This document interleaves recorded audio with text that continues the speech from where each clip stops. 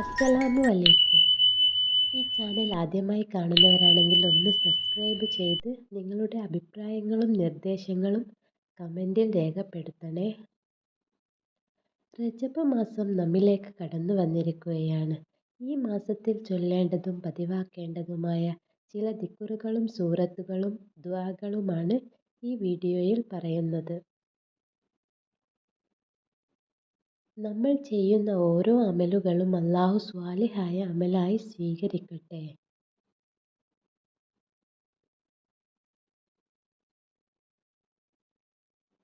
റജബ് മാസത്തിൽ എല്ലാ നിസ്കാരശേഷവും ചെയ്യേണ്ട ദുആ.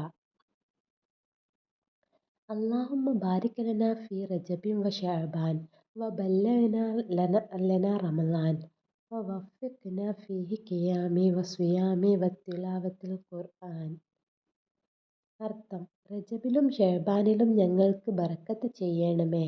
റമളാനിലേക്ക് ഞങ്ങളെ നീ എത്തിക്കണമേ. ആ റമളാനിൽ നിസ്കാരവും നോമ്പും മറ്റ് സൽക്കർമ്മങ്ങളും കൊണ്ട് അതിനെ വരവേൽക്കാൻ തൗഫീക്ക് നൽകണമേ. എല്ലാ ദിവസവും രാവിലെയും വൈകിട്ടും 70 തവണ ചൊല്ലുക. അല്ലാഹുമ്മഗ്ഫിർലി വർഹംനി വതുബ് അലൈ. നബി സല്ലല്ലാഹു അലൈഹി വസല്ലമ 3 പത്തുകളിൽ ചൊല്ലാൻ പറഞ്ഞത്. ആദ്യ പത്തിൽ സുബ്ഹാന ഹയ്യുൽ ഖയ്യൂം. രണ്ടാം പത്തിൽ സുബ്ഹാനല്ലാഹി ലാ അഹദും വസ്വമദ്. മൂന്നാമത്തെ പത്തിൽ സുബ്ഹാനല്ലാഹി വൽ റഊഫ്. ഇങ്ങനെ ദിവസവും 100 ദിക്റുകൾ വീതം ചൊല്ലുന്നവർക്ക് വിവരിക്കാൻ പറ്റാത്ത രീതിയിൽ അല്ലാഹു പ്രതിഫലം നൽകും. റജബ് മാസത്തിലെ എല്ലാ അസർ നിസ്കാരത്തിനു ശേഷവും ഈ ദുആ പതിവാക്കുക.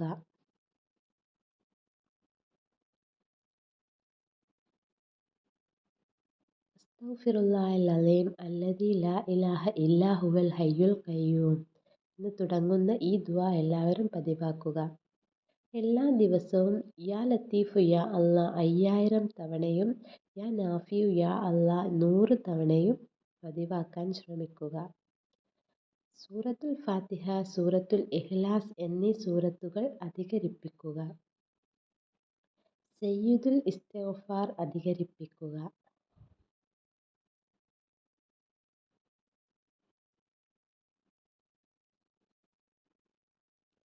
അല്ലാഹു ബഹുമാനിച്ചതിനെ ബഹുമാനിക്കാനും ആദരിച്ചതിനെ ആദരിക്കാനും അല്ലാഹു തൗഫീക്ക് ചെയ്യട്ടെ. ആമീൻ.